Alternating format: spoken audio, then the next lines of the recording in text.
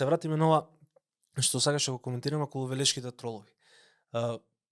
Велешаните, млади дечки, голем дел од нив направи многу сериозна сума на пари, значи многу убави пари направија. Може го знаеш ли процесот на кој начин уствари они функционира? Они на кој начин функционира, значи имаше време едно каде што само од Facebook реклами можеше да се живее многу убаво.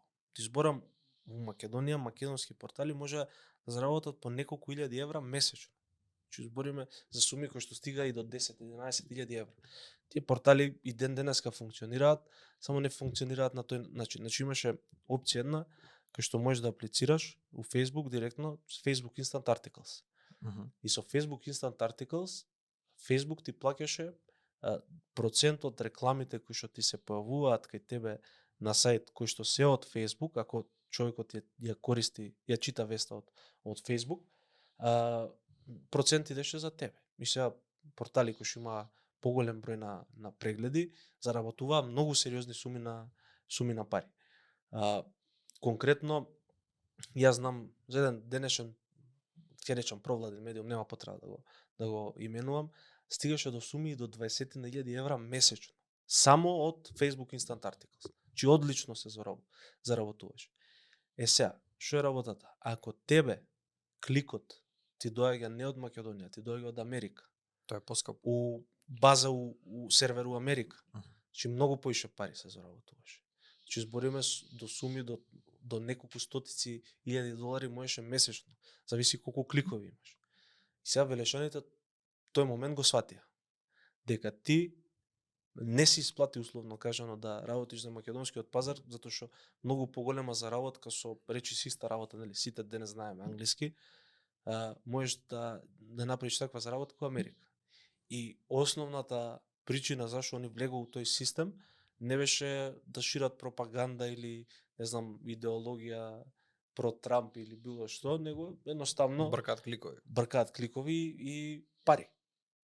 Што е окей, капитализам, тоа е системот, нели капиталот и човечкиот и умствениот капитал секогаш го бара патот кај што најлесно и најбрзо и најмногу може да заработи. Тоа е добро познато. И сега они го открија тој феномен дека можеш да правиш пари многу поише ако имаш сервер и кликови од странство. И почнаа пред тоа да го работат. Се случија, тоа беше 2016 изборите у Америка и буквално сите медиуми у САД кои што беа мејнстрим плукаа по Доналд Трамп. И они тоа го правеа или ги објавуваа неговите скандалозни изјави као деме ќе ги депортираме мексиканците, па не знам, нема да примаме луѓе од арапски држави пошто се они терористи. Сите тие работи реално и Трамп самиот си беше крив, пошто кажуваше шокантни работи. Им даде материјал. Им даде материјал, да. И они сватија дека ако ќе објават нешто со Доналд Трамп, илјадници кликови, милиони кликови да речеме. И сватија дека ако направат некоја полувистина или не знам, наслов кај што ќе плукаат Хилари Клинтон дека цицала крв од деца, дека ќе имаат уште поише кликови.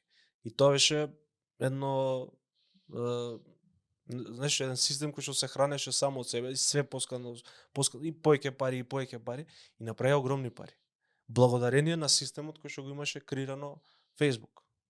Ја мислам дека тој систем не беше лош, склон кон злоупотреби како и секој, ама веројатно тоа беше момент кој што го има они не го има сватено дека тоа може да им се случи. Иначе велешаните пак ќе ти кажам, значи никој од нив тоа не го правеше од идеолошки потреби или не знам се бореше со длабоката држава Америка. Идејата беше да се заработат пари.